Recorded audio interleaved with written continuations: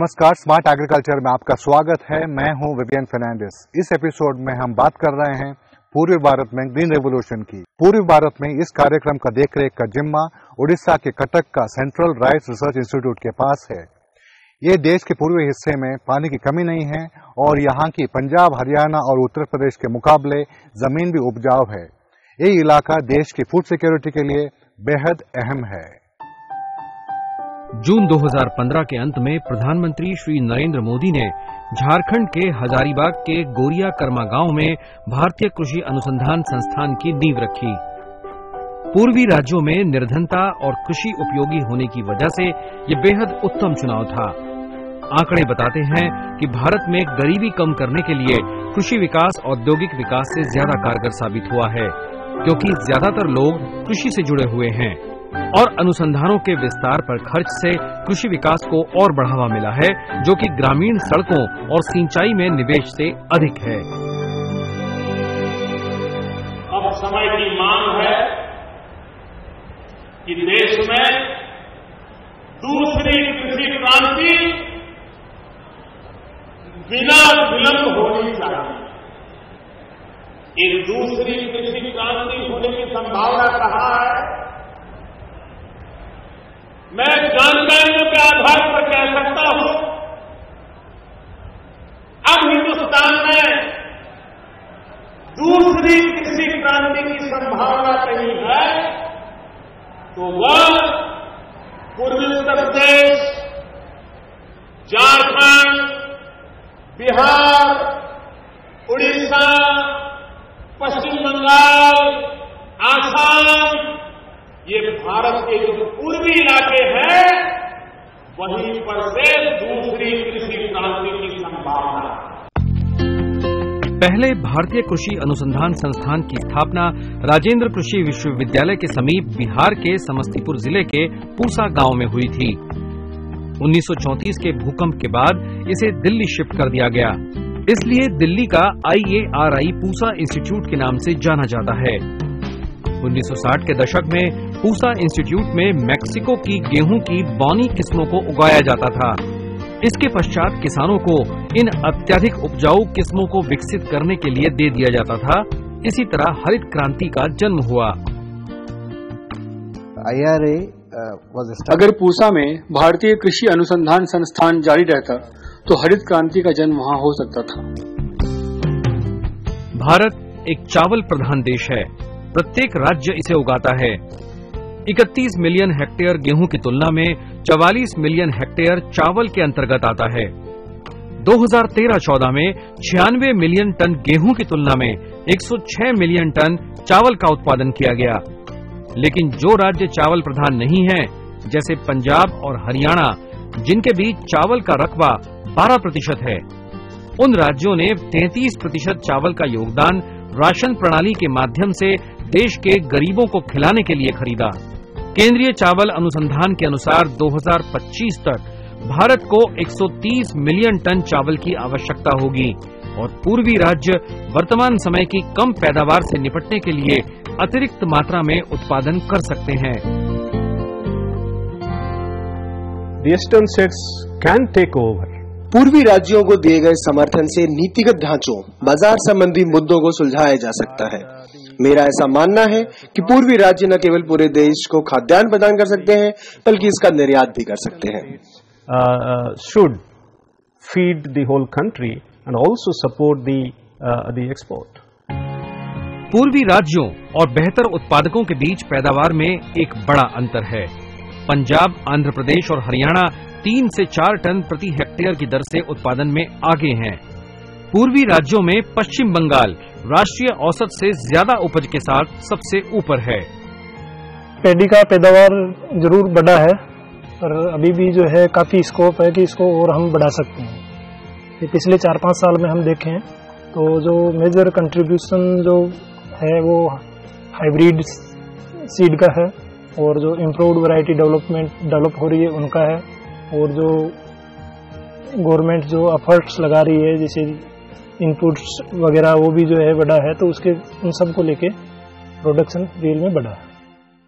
लेकिन अगर पर्यावरण की दृष्टि से देखें तो उत्तर पश्चिमी राज्य चावल के उत्पादन में अक्षम रहे हैं।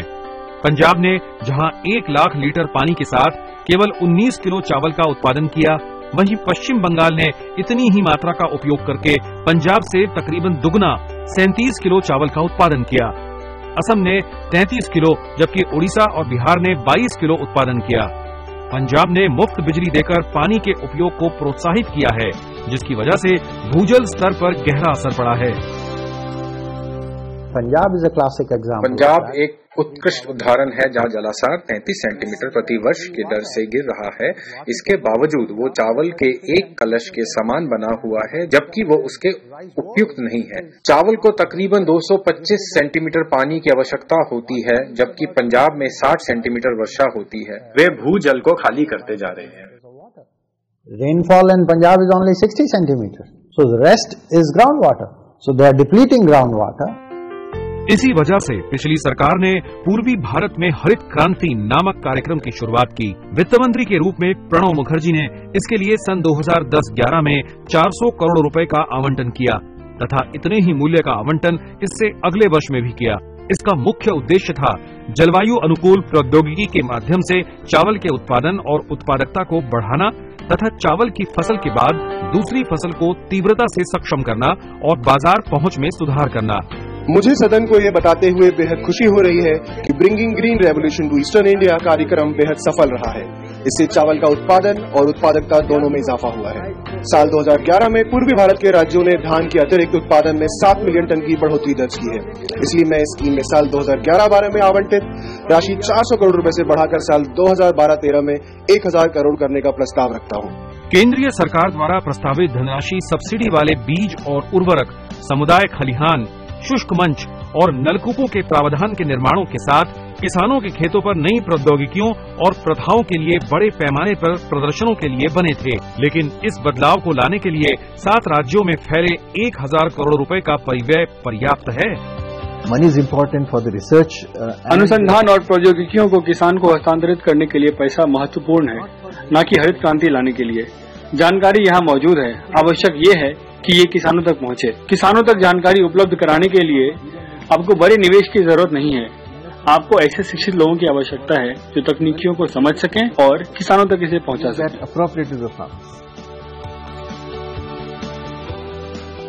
लेकिन पूर्वी राज्यों का शासन इतना खराब है, बुनियादी ढांचे इतनी लचर व्यवस्था से जूझ रहे हैं कि चावल की खेती को बिना सड़क बिजली व्यवस्था दुरुस्त किए बगैर बाजार में बिक्री के लिए नहीं लाया जा सकता। उदाहरण के तौर पर बिहार को लीजिए। 2004 में नई सरकार ने गठन के बाद कृषि क्षेत्र में इंद्रधनुषी क्रांति लाने के लिए 5 साल का एक रोड मैप तैयार किया। यह 2017 तक बढ़ा दिया गया है और इसे 1,50,000 करोड़ रुपए के निवेश की आवश्यकता है। If you see, when we started in 2005-06, अगर आप देखें 2005-06 में जब नई सरकार ने शुरुआत की तब धान की उत्पादकता भारत उत्पादकता से आधी थी, मगर अब हम राष्ट्रीय औसत के काफी नजदीक आ चुके हैं और निरंतर आगे बढ़ रहे हैं। और जिस तरह से हम आगे जा रहे हैं, मुझे यकीन है कि रोड मैप के अंत तक आते आते हम दूसरे कई शीर्ष राज्यों के निकट आ जाएंगे। caught up with the average, national average, and we have gone a bit ahead.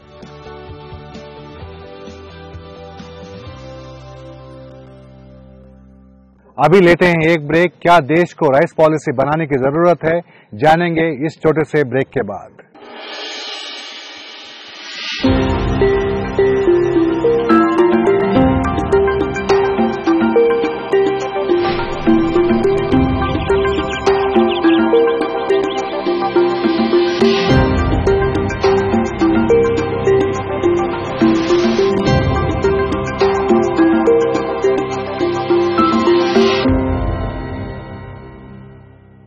Smart agriculture में आपका एक बार फिर स्वागत है। पूर्वी भारत में ग्रीन रेवोल्यूशन खाने का एक पहलू है।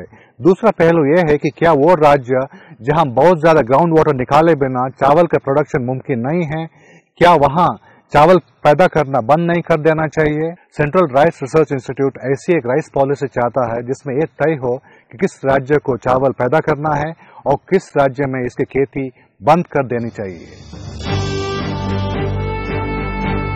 केंद्रीय चावल अनुसंधान मुख्य रूप से BGREI योजना की निगरानी करता है। ये कहता है कि सामान्य रूप से 8/6 इंच की दूरी से अगर रोपण किया जाए तो उससे बड़ा फर्क पड़ सकता है। ये खरपतवार हटाने को आसान बनाता है। परंपरागत सघन रोपण कीट और रोगों को दूर करने में मदद करता है। किसानों को अधिक अनाज के बजाय पुआल गठन के लिए 3 किस्तों में विभाजित मात्रा में यूरिया उर्वरक लागू करने के लिए कहा गया है। उन्हें जिंक सल्फेट, बोरोन जैसे सूक्ष्म पदार्थों का उपयोग करने की सलाह दी गई है। नवीनता किसानों के खेतों में बड़े पैमानों पर प्रदर्शनों से है। पिछले साल ये कटक में कई जिलों के 14 ब्लॉक के 4200 हेक्टेयर भूमि पर आयोजित की गई। कुछ किसानों को नए तरीकों के साथ काम करने के परिणाम ने प्रोत्साहित किया है, जबकि किसान कठिनाइयों का हवाला देते हैं।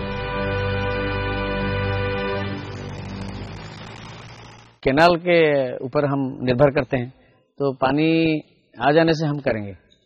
बारिश बहुत कम हुआ है इस साल में, तो हम पानी पर पूरा निर्भर करते हैं, केनाल के पानी पर।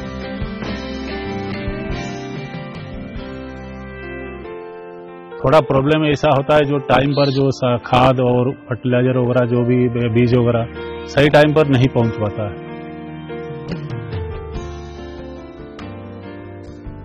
जो मूल्य धाड़ी रोउथिले श्रमिक पंक्ति रोपण के लिए तैयार नहीं है, क्योंकि इसमें वक्त लगता है। उन्हें और अधिक मजदूरी चाहिए, जो मैं उन्हें दे नहीं सकता। अधिक पैसा खोजबार आम बंद करूँ बात। यहाँ तकनीकों के बीच टकराव भी है।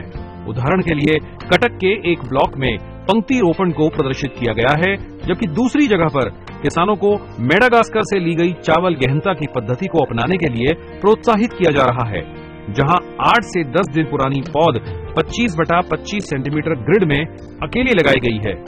किसानों और ग्रामीण प्रतिनिधियों के अनुसार ये काफी कठिन प्रक्रिया थी और इसे अधिक परिश्रम की आवश्यकता थी, लेकिन फिर भी उन्होंने इसका पालन किया, क्योंकि उन्हें डर था कि मूसलाधार बारिश से पौध खराब हो सकती थी।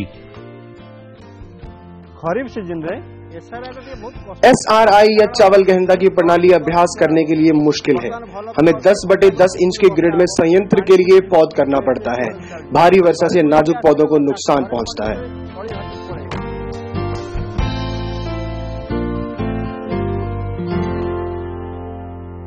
प्रथम तो लोग कहीं राजी हेले नहीं ये पद्धति चाष। शुरुआत में गांव वाले इस तरह की खेती के लिए तैयार नहीं थे, लेकिन कुछ लोगों ने कोशिश की और नतीजा अच्छा रहा। फिर उन्होंने और लोगों को इस प्रक्रिया को अपनाने के लिए प्रोत्साहित किया। कुछ ही वक्त बाद सभी गांव वाले इस प्रक्रिया को अपनाने लग गए।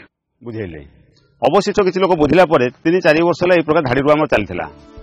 पूर्वी भारत में ऐसा कोई नमूना नहीं है जिससे ये दर्शाया जा सके कि चावल को ऊपरी भूभाग और कम भूमि में उगाया जा सके। इस क्षेत्र का तकरीबन 80% वर्ग वर्षा सिंचित है, 5% मूल रूप से सिंचित है, जबकि आधी भूमि निचले स्थल पर है। उच्च पैदावार उत्पादन को स्थिरता के साथ संयुक्त किया जाना चाहिए। So if there is moisture stress or drought comes, अगर वहाँ नमी है या सूखा पड़ता है, तो हम एक उच्च भूमि की किस्म का उपयोग करते हैं जो सूखे की सहिष्णुता के सहायक हो, और अगर बाढ़ या जलमग्नता की स्थिति हो तो हम उच्च स्तर की किस्मों का प्रयोग करते हैं जो इस बाधा से निपट सके। और इसीलिए इस किस्म के विकास में एक बड़ी खामी इसकी अस्थिरता और विविधता निवेश बंधन है। बिहार का राजेंद्र कृषि विश्वविद्यालय बारिश से बचने के लिए सूखी भूमि पर चावल की सीधी बुआई के पक्ष में है। भले ही बिहार ने SRI में महारत हासिल की हो, परंतु कम मजदूरी और किसानों के लिए उच्च बचत के लिए वरीय चावल निर्देशित करने की दिशा को बदला जा सकता है। मैं प्रयास यही कर रहा हूं किसानों को समझाने का, मौसम के बदलते परिवेश में धान की खेती गेहूं के जैसा करें, बिना पानी का, बिना मजदूर का यह खेती कैसे संभव है। मैं घूम घूम करके किसानों को प्रशिक्षण दे रहा हूं। गुणवत्ता के बीज 15 से 20% की पैदावार बढ़ा सकते हैं, लेकिन पूर्वी क्षेत्र में बीज प्रतिस्थापन अनुपात 20 से 30% के बीच है। किसान जिस बीज को बचाने और पुनः उपयोग करने की कोशिश करते हैं, वो अपनी शक्ति खो देता है। राष्ट्रीय बीज प्रतिस्थापन अनुपात 40% से अधिक है। बीज को हर साल बदल दिया जाना चाहिए। जब तक किसान समर्थन मूल्य पर बेचने के लिए सक्षम है, उन्हें और अधिक विकसित करने के प्रोत्साहन की जरूरत नहीं होगी। पूर्वी भारत के कई इलाकों में सरकारी एजेंसियों की खरीद नहीं है। इसी वजह से किसानों को कम कीमतों के लिए समझौता करना पड़ता है। कई राज्यों के पास पूर्ण रूप से प्रभाव की कमी है, जिसकी वजह से BGREI को उत्तर प्रदेश में उदासीनता और असम में उत्साह की कमी का सामना करना पड़ता है। BGREI is a success. BGREI एक सफल कदम है। पिछले 3 सालों की तुलना में 7 पूर्वी राज्यों में इसने 6 से 10 मिलियन का अधिक उत्पादन किया है और ये BGREI की सफलता का सूचक है। As compared to average of 3 years prior to BGREI, and this is a indicator of success of BGREI. जब तक पैदावार के अंतराल को मिटाया नहीं जाएगा, तब तक पंजाब और हरियाणा देश की खाद्य सुरक्षा को प्रभावित किए बिना चावल के पर्याप्त क्षेत्रफल में बदलाव नहीं कर सकते। वहां के किसानों को भी उनकी फसलों के बदलने का सही भुगतान देने की आवश्यकता है। लेकिन पंजाब के 138 में से 110 ब्लॉकों में भूजल कमी की दर पुनर्भरण की दर से अधिक है। पंजाब अपने 3 लाख हेक्टेयर धान में से चावल को स्थानांतरित करने के लिए क्षेत्रफल का आधा हिस्सा चाहता है। बाकी वहां के किसानों को न्यून त्रिशित चावल के उत्पादन के लिए प्रोत्साहित किया जाना चाहिए, जो एक IARI की पिछले साल जारी विधि है, जिसके जरिए कम अवधि में चावल को उपजाया जाता है, जो 120 दिनों में परिपक्व हो जाता है। Traditional basmati has got 160 days. पारंपरिक बासमती चावल की अवधि 160 दिनों की होती है। सबसे विस्तृत पूसा बासमती 1121 की अवधि 145 दिनों की होती है। तो अगर हम इस अवधि को 120-125 दिन की कर दें, तो भविष्य में हमें कम अवधि वाले चावल, गेहूं या अन्य फसल की प्रजाति मिल सकती है, जिससे किसानों के मुनाफे को बढ़ाने में मदद मिल सकती है। राज्यों को चावल की खेती के लिए जल पर निर्भर होना पड़ेगा। ये किसान, जो कि IARI का सदस्य है, 6 साल से 20 एकड़ में चावल की सीधी बुआई कर रहा है। उसकी देखरेख में गांव की 150 एकड़ जमीन पर सीधी बुआई की जा रही है। 2 कृषि कार्यों के लिए इसे वितरित कर रहे हैं। यहाँ एक साथ 2 कृषि कार्यों को किया जा रहा है, जो लाभकारी होने के साथ साथ पानी की बचत भी करता है। हाँ, मैं इस चीज से बिल्कुल जानकार हूँ, साइंटिस्टों के टच में रहते हैं, IRA का फेलो भी हूँ। तो मैं आसपास के किसानों को ये कहता हूँ कि ये हमारी रिस्पॉन्सिबिलिटी है कि जो हमारे नेचुरल रिसोर्सेज हैं, उनको सेव करना, उनको रखना हमारी जिम्मेवारी बनती है। सीधी बुआई का पालन भारतीय किसान हरित क्रांति से पहले करते आ रहे हैं।